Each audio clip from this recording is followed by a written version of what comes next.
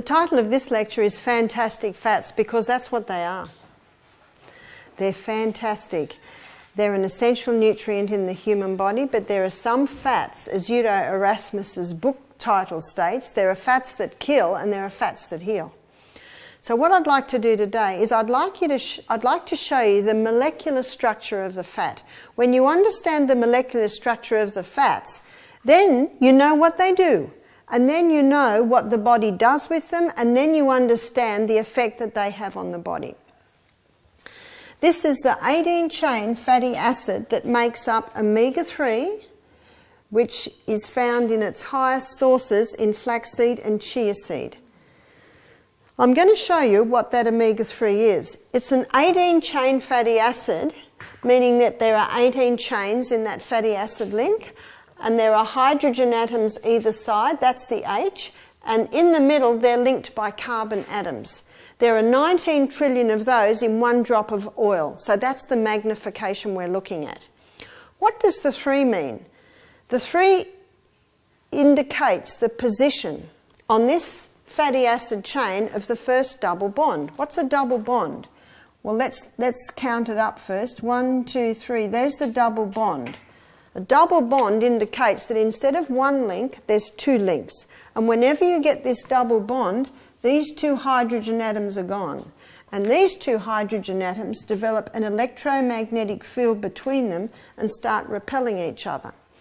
In flaxseed, chia seed, there are 3 double bonds. So we've got 1, 2, 3, another one here, 1, 2, another one here. So these 2 hydrogen atoms are gone, and these 2 develop an electromagnetic field between them. And that changes the structure of the oil. The oil now has 3 kinks in it. And as a result, it's a very thin oil, it's a very fluid oil, because it's got these 3 kinks in it, causing those hydrogen atoms to move apart, causing kinks in the chain. So this oil, omega-3, found in flaxseed and chia seed, is given the name super unsaturated. Why is it unsaturated? Because there are 3 empty spots on the fatty acid chain. It's a polyunsaturated. Poly meaning more than 1 double bond. That's what the polyunsaturated means. Poly means more than 1 double bond. Unsaturated means that there are empty spots on the fatty acid chain. Let's have a look at the effect that these double bonds have on the body. Number 1, they create an electromagnetic field between them. That electromagnetic field is very important because we are electrical people. There's a spark of electricity in every cell in the body. Our electrical system is our nervous system. So omega-3 is essential for proper brain function. Double bonds are also light sensitive. That means they attract the light. They are heat sensitive. They attract the heat. And they act like a magnet to oxygen. So when you eat this food, you ensure your electromagnetic field balance. You can absorb more light, more vitamin D. You can manage your heat better, and you absorb more oxygen. Cancer cannot live in the presence of oxygen, so it makes a lot of sense to include these foods in our daily diet. What are we told is the highest source of omega-3? Fish oil? No animal can put omega-3 into their fatty acid chain. Only plants can. So why are fish high?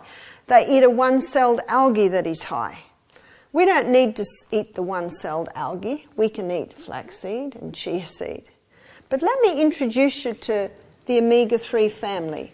The omega-3 found in flaxseed, chia seed, is called alpha-linolenic acid. Let's look at the omega-3 family. ALA, alpha-linolenic acid. It has 3 double bonds in it. So it's quite a fluid oil, 1, 2, 3. In the body, ALA is converted to EPA, ipacetionic acid, and it has 5 double bonds.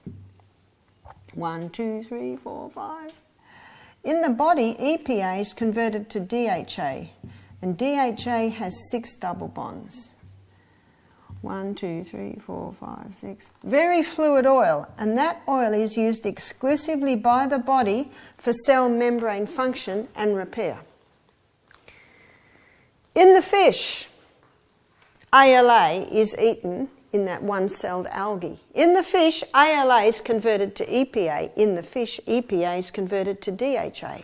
Then man comes along and extracts the DHA out and says this is a far superior omega-3 because the DHA is already available for your body. But if 3 double bonds is sensitive to light, heat and oxygen, how sensitive is 6 double bonds? And the fish that are highest in DHA are also the highest in mercury. And where's mercury found? It's a fat-soluble toxin in the fat. Is it possible to extract not only the 6 double bonds without destroying it with exposure to that, but is it possible to extract it and not extract the mercury? I think it's far safer to have flaxseed and chia seed. And when you only eat omega-3 in its DHA form, you're actually not getting the ALA and the EPA, which are also used in different body functions. The chia seed is very user-friendly. You can just sprinkle it on everything. It can absorb up to 15 times its own weight in fluid, and that starts the breakdown. The flaxseed must be ground. It must be ground before you can use it.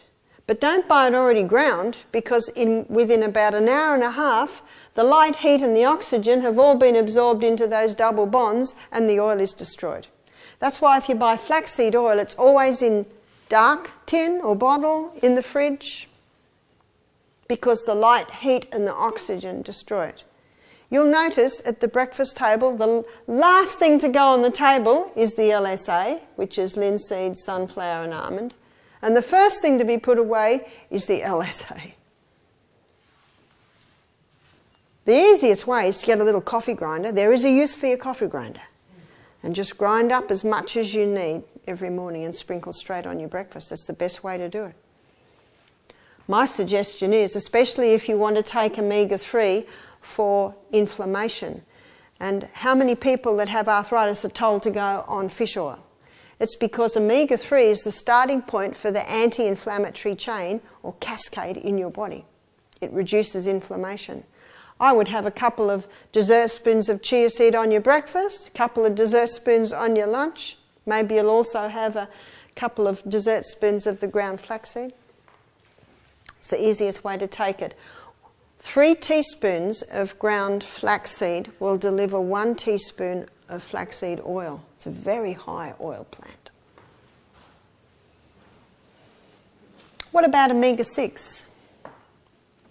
Sunflower is high in omega-6. What does the 6 indicate? It indicates the position on the fatty acid chain of the first double bond. 1, 2, 3, 4, 5, 6. There it is there. And sunflower, with its omega-6, has 2 double bonds.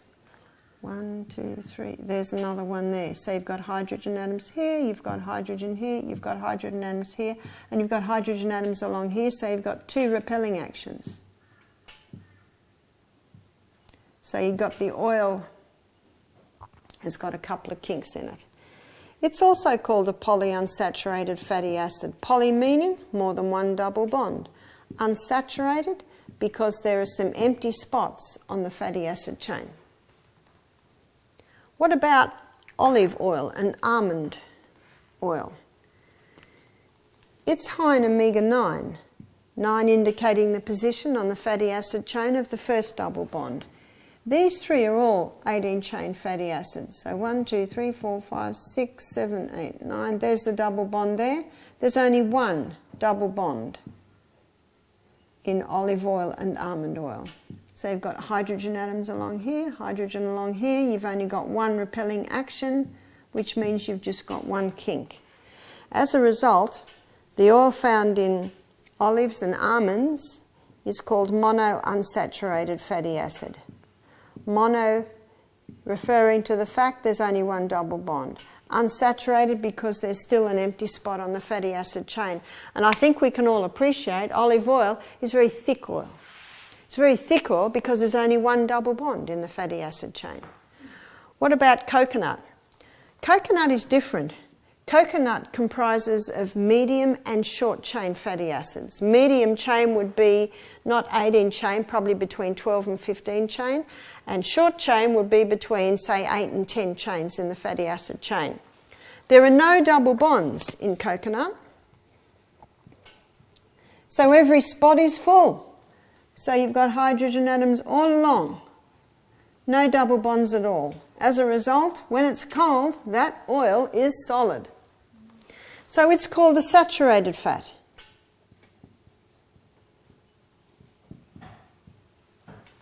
Which oil is the best?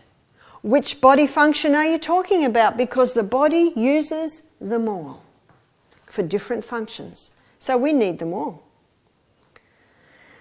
But let me give you an illustration which I think illustrates how the body uses it. I used to work in an operating theatre in my 20s. And I will give you an operating theatre scenario. 3 double bonds from omega-3 is our surgeon.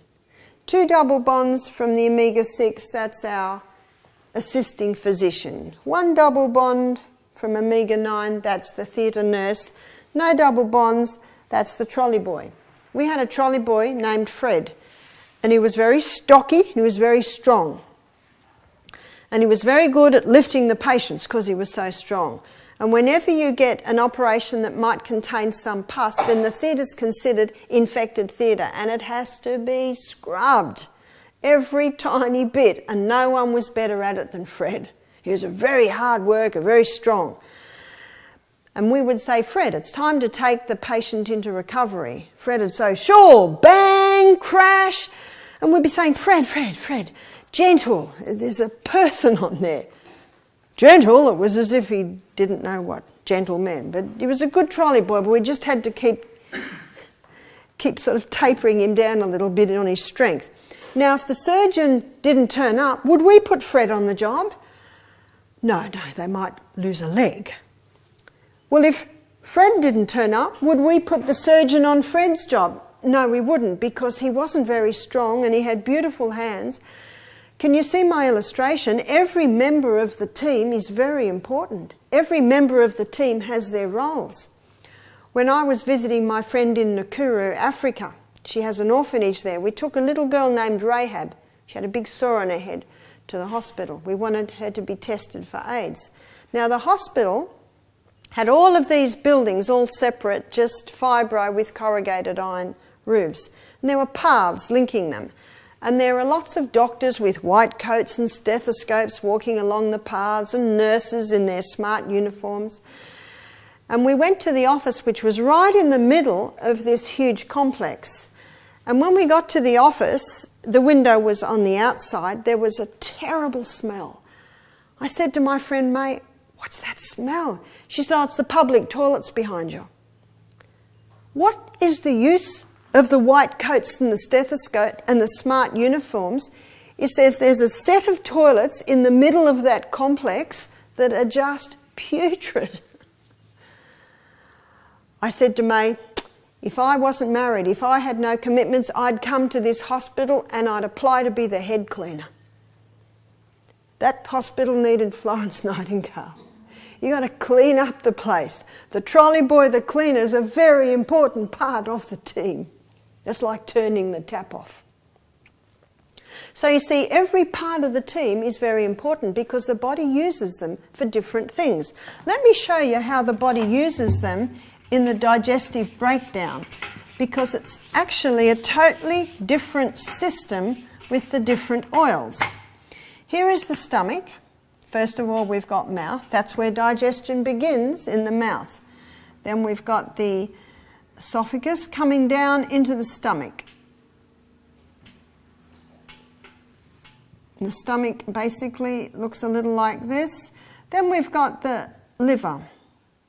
And underneath the liver, we've got the gallbladder. The gallbladder has a bile duct that comes down and it connects with the neck of the pancreas. So there's the pancreas. and it releases its enzymes into the duodenum. This is the pyloric sphincter. So this is the duodenum here. Your large intestine basically is here, but this small intestine travels down, weaves around here before finally it comes into the large intestine here. That's very simply how it all looks. Let's have a look at how these fats are broken down. Here is the villi. Now these villi line the gastrointestinal tract, basically like that. Up in the middle of the villi is a lacteal. That's part of your lymphatic system. Over the lacteal is a capillary network. So let's have a look at these 3 long-chain fatty acids. They come down into the stomach. They're not dealt with in the mouth. They're really not dealt with in the stomach. They come down into the duodenum, and bile from the gallbladder breaks up the fat into tiny little particles. It's like emulsifies it. And then pancreatic lipase comes in and further breaks it down to glycerol and fatty acids. See, what you've usually got is you've got a glycerol like this, and you've got these fatty acids. There they are. These ones here, 3 of them all connected. Well, those enzymes break them all apart. And then they're absorbed into these little villi, straight into the lacteal. The lacteal goes to the thymus. The thymus goes to the liver. And the liver says, oh, the surgeons have arrived. Store them to use for cell membrane function and repair. And then coconut comes down. Coconut is a medium and short-chain fatty acid. It comes into the mouth, and in the mouth is the tongue. And underneath the tongue, there are little glands called sublingual glands, and they release lingual lipase. And this lingual lipase breaks down medium and short-chain fatty acids, no other. So coconut oil is actually started to be broken down in the mouth. And when you oil pull and put that coconut oil in your mouth, when that lingual lipase connects with the coconut oil, then it becomes antibacterial. As it is sitting there, the coconut oil is not antibacterial. But when it hits the lingual lipase and it starts to break this connection down, it releases the antibacterial properties. And when you put it on your skin, there are tiny enzymes in your skin that also convert it to antibacterial properties. Isn't that fascinating? As a result, coconut does not need bile. Coconut oil does not need pancreatic lipase. Coconut oil is absorbed straight into the bloodstream, taken to the liver and burnt as fuel. It's an amazing oil.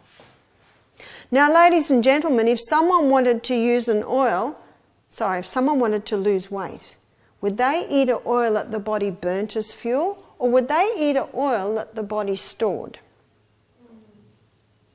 Burnt as fuel. If someone wanted to lose weight, what would be their oil of choice? It's difficult to say, isn't it? We've been so brainwashed against the poor old coconut. The coconut, it's the best weight loss oil there is. And if you wanted a high energy fuel, which oil would you eat? One that stored or one that burnt? The burning. See, where the misconception has come from is people's understandings of calories. Glucose burns at 4 calories per gram. Fat burns at 9 calories per gram. So when people want to lose weight, they say, I will not eat the fat, it's going to give me more than twice the calories that glucose will give me. But what they don't understand is what a calorie is. A calorie is a unit of energy. So if you want a high energy food, what are you going to eat? Fat. Now, if you eat more units of energy than you can burn, obviously the body will store it. That's why we should be eating breakfast like a king, lunch like a queen, tea like a pauper. Best time to lose weight is while you're sleeping. Best time to be hungry is while you're sleeping, you don't even know. It's the easiest way to do it. That's why your coconut cream is one of the best additives to your protein shakes, your protein smoothies. give you high energy fuel. Coconut is 40% antifungal. It's a perfect food for that hot tropical environment where there's a lot of moisture and warmth, where fungus loves to grow. And it's a protection against fungal outbreaks in that environment. Coconut is very high in medium chain fatty acids. You might have seen that.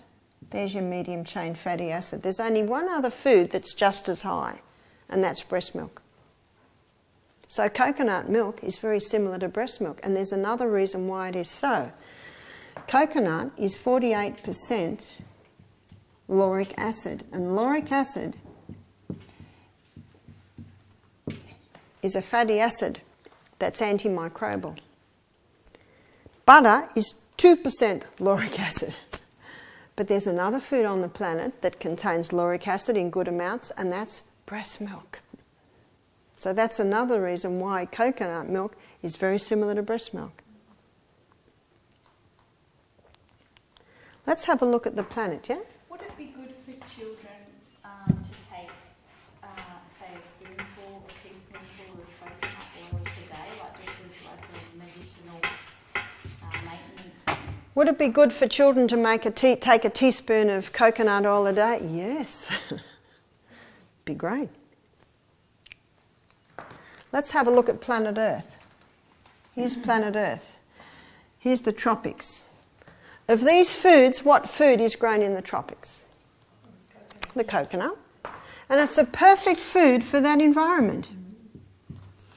In Fiji, the green coconut's juice is prized. They call it boo juice, B-U, boo juice.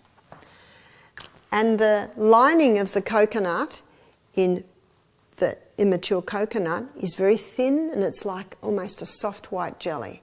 And when you drink the boo juice, it's just rich and beautiful, very high in minerals. But when the coconut gets old, then the lining gets really thick and dry, and that's the coconut we know. And the milk in the middle doesn't have much properties in it at all. It's all gone into the thickness. And when I was teaching in Fiji, which I do every year, I said one year, I wouldn't be surprised if you could give a baby boo juice. Well, I had a few women run up to me after the meeting because they're very shy. And one lady said, my girlfriend was born on a far island in Fiji. She's 48 now. And her mother died in childbirth. And there were no women on the island. So the men collected the boo juice, the green coconut, every day and fed it to a newborn baby. And then some of the other ladies started to talk because they're very shy. And they said, oh, traditionally all Fijian women give their babies boo juice. It's a beautiful milk for the baby. I was in Fiji in December, and one of the guys I was with, he was saying, do you know, there's a crisis in Fiji at the moment because the Fijian government will not allow the milk formula companies to put a happy Fijian baby face on the packet. So the milk companies, in protest, have stopped supplying. And there's a crisis in Fiji. Babies don't have milk to drink. And they're getting it from Indonesia. And I said, well, what about the boo juice? The coconuts are rotting on the ground. I said to my friend, and one of the guys is a doctor, I said, you need to write a letter to the newspaper. You're a doctor, you'll have say. For those who need the magic of the MD, put that name at the bottom. Say, mothers, put your babies back on the boo juice. Because I tell you, those little Fijian babies are sick. They've got the thick green coming out of their nose, they're chesty, they're the cow's milk babies. You see, cow's milk's good for cows, is not good for human babies. The only way humans can really tolerate cow's milk is as yogurt or feta. And that's milk that's what the cow's stomach does to it. See, we don't have 5 stomachs, we've only got 1. Let's go up to the Mediterranean. What foods are grown in the Mediterranean? Olives and the almonds. There's your omega-9. As you go up the planet, you'll find the foods grown further up high in omega-6, Right up the top, they're very high in omega-3. Udo Erasmus quoted research where a plant grown here was tested and it was very high in omega-9. Same species of plant grown further up the planet, higher in omega-6. Same species of plant grown right up the top, higher in omega-3. In other words, we should be eating the food that's grown in our area because it's perfectly designed for our body's needs in that area, in that climate, at that time of the year. When I lived up the top of Australia, I ate a lot of pawpaws. I never realised pawpaws could taste so nice off the tree. I had a lot of pineapples. And then for several years we lived down in the bottom of Victoria. I had a lot of apples down there, a lot of stone fruit. It's best to... Now, down in Melbourne, in the middle of summer, sometimes we'd have a mango, but predominantly we ate the fruit that was grown in that area. You go into an Eskimo igloo in the middle of winter, where you get the long, long winter nights and the short winter days. You'll hear a lot of laughter. There's no such thing as depression. Their electromagnetic field is sparky. They've absorbed what little vitamin D they get, they absorb it well. Manage their heat. Oxygen vitalises and invigorates. What are they eating? A lot of seal, a lot of fish. And that fish and that seal is very, very high in omega-3 because the seaweeds are very high in omega-3 and that's what they're eating. I think if I went and lived with the Eskimos, I'd just take a big bunch of chia seed.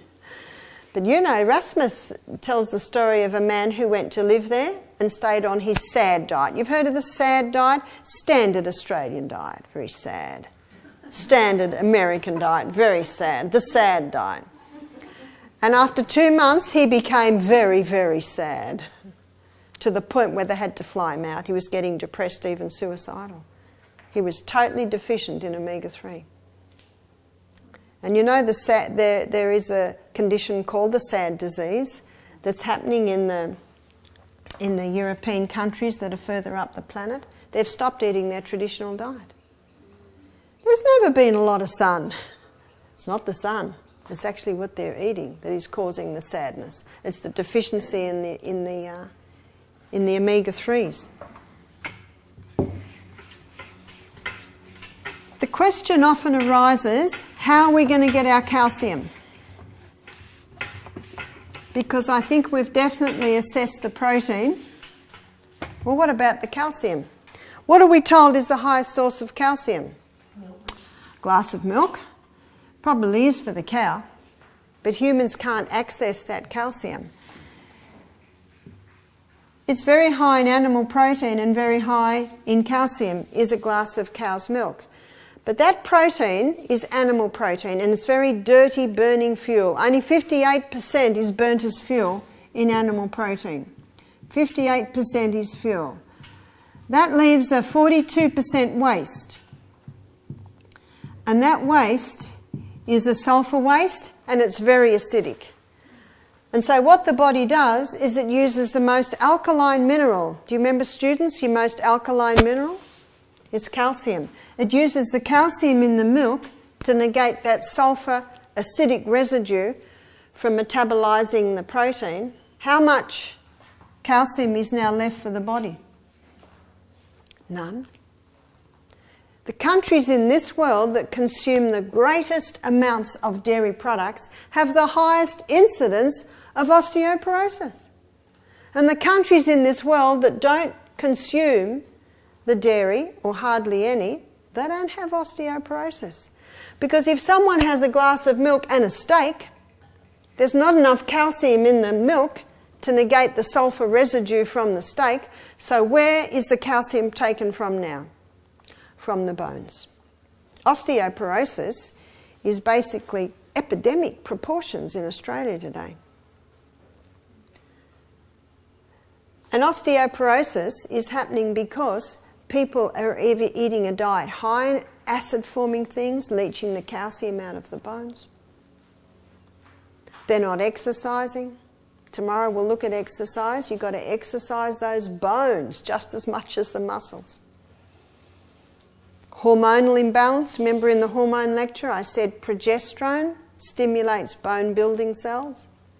So many women who've been on the pill get osteoporosis because of those high estrogen levels, which displaces the progesterone. Where are we going to get our calcium from? We can get it where the orangutans and the elephants and the giraffes, where do they get their calcium from? Where does the cow get its calcium? Dark, green, leafy vegetables. We don't have to eat grass. We can have rocket and coriander and lettuce and kale and lots of dark green leafy vegetables. Soy. Soy is very high in calcium. Chickpeas. They're quite high in calcium. They're the two highest in the legume department. But the highest is sesame seed. Sesame seed is something like, I think, 1,400 milligrams per cup of sesame seeds. Now, you're not going to eat a cup of sesame seed, but hey, very high. Higher than any dairy product. And an easy way to have sesame seed is tahini.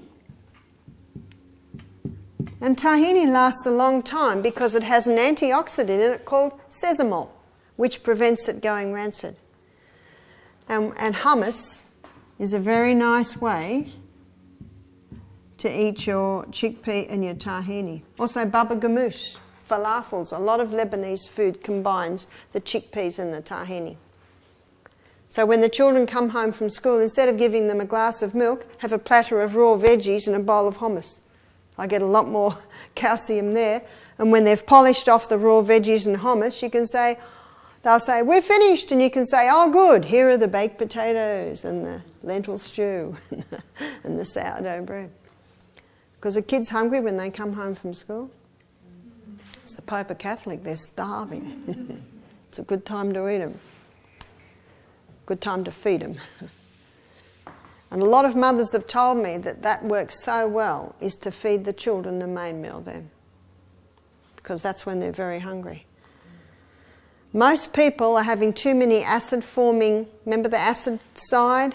Too much meat and dairy, too much of your caffeines, too much of your alcohols, which leach the calcium out because of the high acid they create. Most Aussies don't exercise. Most women have a hormonal imbalance. No wonder osteoporosis is out of control. And the milk won't fix it. So you look at your Hunzas living in the Himalayan mountains. They have no doctor, no nurse, no hospital, no police, no jail. They play, you know, that's where polo originated. They play polo. Sometimes someone falls off a horse. They heal very quickly. No broken bones. And they don't drink milk. They have meat about 3 times a year on festive occasions. And they have a little sheep's yogurt some days. Where are they getting their calcium? You know, look how big the cow's bones are, and he's not drinking milk. They're getting it from grass. So those green leafies are very, very high.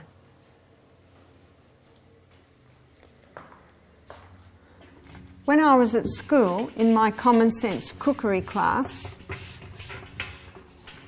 we had a book, the Common Sense Cookbook. Had a triangle in it. And the triangle stated that we should be eating a lot of meat and dairy products. And then we should be eating quite a lot of grains. And we should include a few fruit and veg. And the smallest amount would be the fats and sugars. That was when maybe in the 60s when I was at school. In about the 80s they changed the triangle.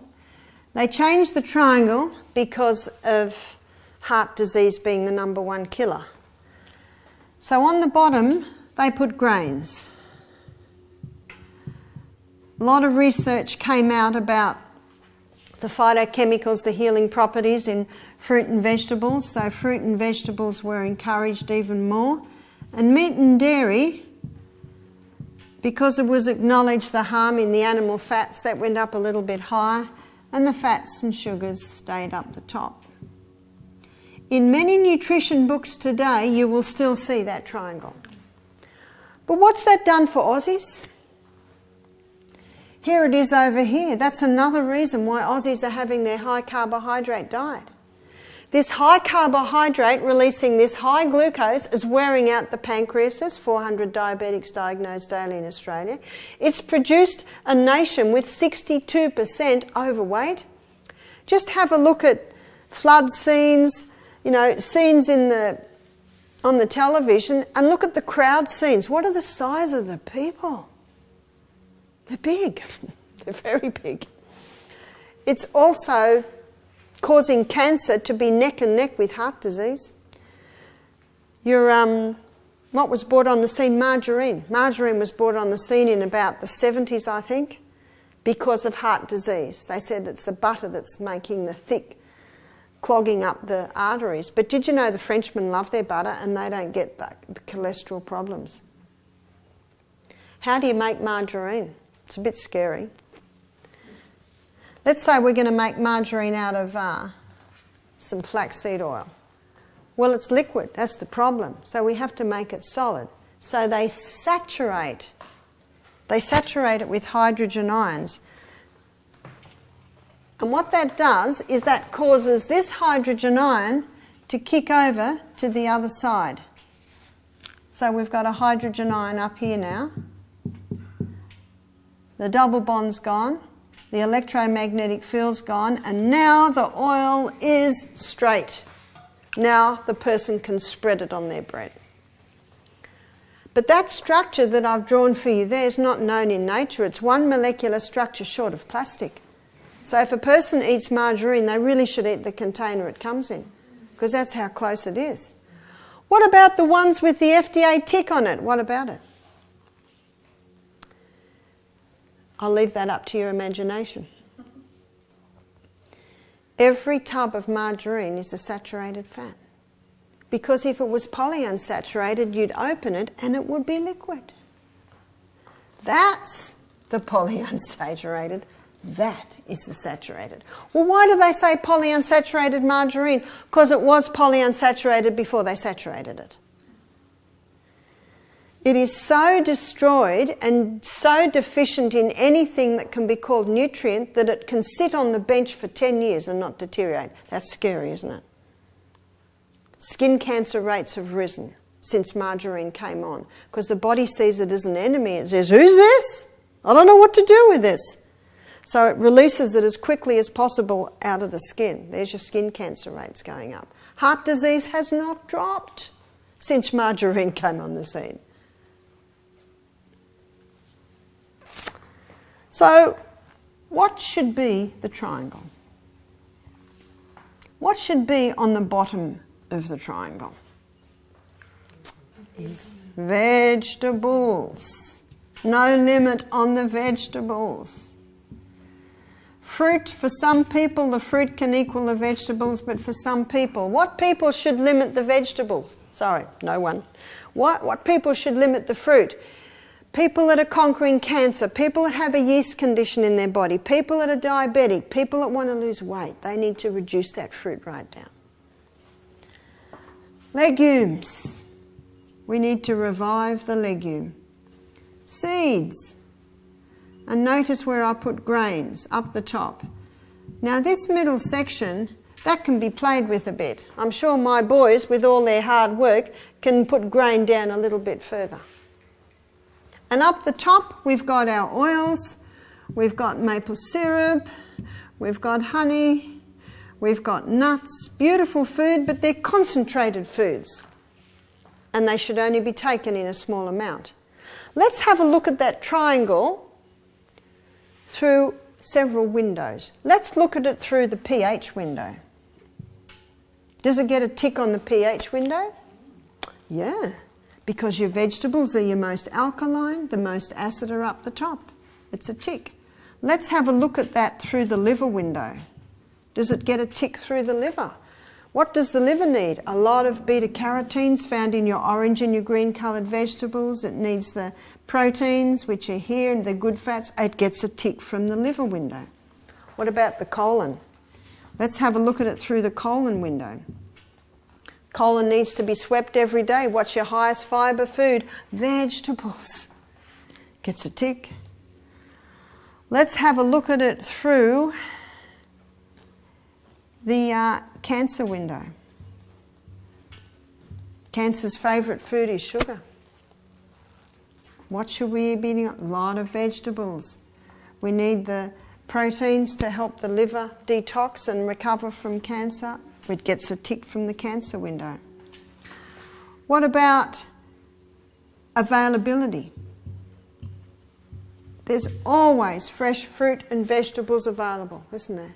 There's always fresh vegetables available. When I started gardening at the age of 30 in my rainforest home, I thought you can't grow lettuce in the winter because we got big frosts. Well, there was some lettuce not quite ready, so I let them go. They'd frost over, and by 11 in the morning, they were beautiful. I found out that lettuce is a winter crop because in the summer it bolts.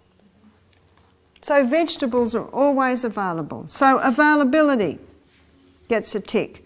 What about cost? How much do you get for $50 in the fruit and veggie shop compared to how much you get for $50 in the health food shop?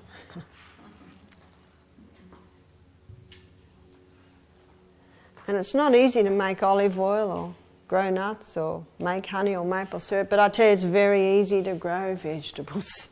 Very easy. So cost and availability, no matter what window we look at that triangle through, it gets a tick. On my website, Barb Health, there's another 2 articles you can download. They're entitled How to Show Respect to the Delicate Organs of Digestion, Part 1, the stomach, and Part 2, the colon. And it's got basic principles to look after stomach and colon. And a graphic designer did me a triangle. And in that triangle, he drew all the vegetables and then the legumes and the grains. So you can scan it, blow it up, colour it in, put it on your fridge. Colouring in for the children. Yeah, it gives a beautiful illustration. He did it beautifully, you know, the plants are sort of overflowing out of the triangle. I noticed Udo Rasmus on his website. This is his triangle now. My son James told me, yeah, this is the bodybuilder's triangle now. Because this triangle is not working. It's not working.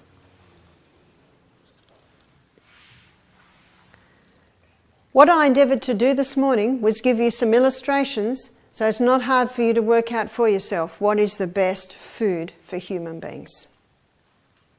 And the best food for human beings is the most freely available.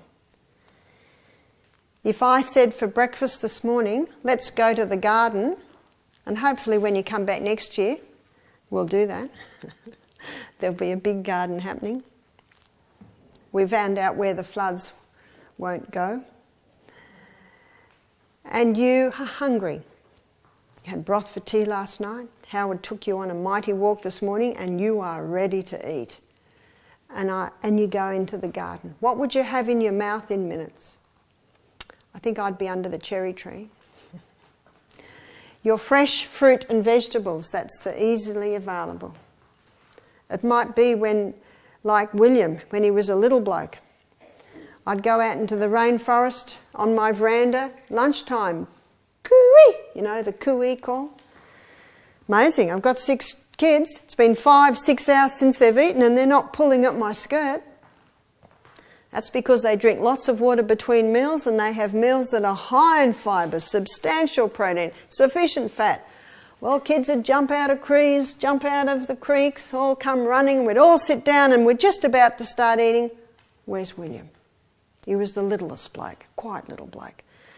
And I'd look at James, he knew where to go, cucumber patch. And there he'd be sitting, chomping on a cucumber. He'd got a little bit hungry and Mum hadn't called yet, so he'd go and sit in the cucumber patch. For people that can't have the fruit, Fast food for them might be cucumbers, they might be carrots, they might be tomatoes, avocados. I put my husband Michael on the strict diet one day of no fruit for 6 weeks. He had a problem that I wanted conquered. I said, 6 weeks. He was in town one day and he said, I'm hungry, I'm not going to get home for lunch, what'll I do? I said, buy a couple of carrots and a little bag of macadamia nuts, chomp on them, and I'll have a nice big veggie soup for you tonight for tea. See, people say, what can you do when you travel? Well, we hit America late one night. We stayed in the airport motel the night, and then the next morning we had to travel, and we were getting to the health retreat we were going to run for lunch. So we just travelled until we found a big supermarket, and we went in and we bought a few selections of fruit and a couple of little bags of nuts. I tell you, it's fast food, isn't it? At least in Australia you can get baked beans. You can't even get that, at a restaurant for breakfast. In America, all you get is white bread, margarine and eggs and lots of fried foods. So we know we're not going to even go into there. But because he was on the low sweet diet, I thought he can get a couple of carrots, a little bag of macadamia nuts. That'll keep the hunger pangs at bay, and then when he gets home I'll have a veggie soup for him that night. So it's good to look at your options. It's good to look at, no matter where you are. People say, it's all right when you're up here, look at where you live and how you live, it's easy. I said, yes, it is easy. But I said, we travel too. We have lots of friends and relatives who don't eat as we do. And there's always something you can do.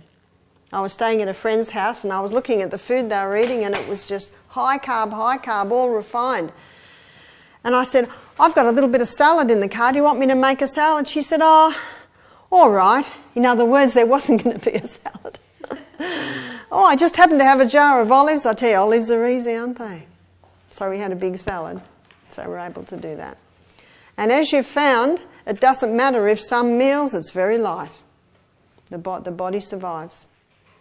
Thank you for attention this morning. Tomorrow we're going to be looking at 3 very important subjects: exercise, water and salt. So we will cover those in our next lecture.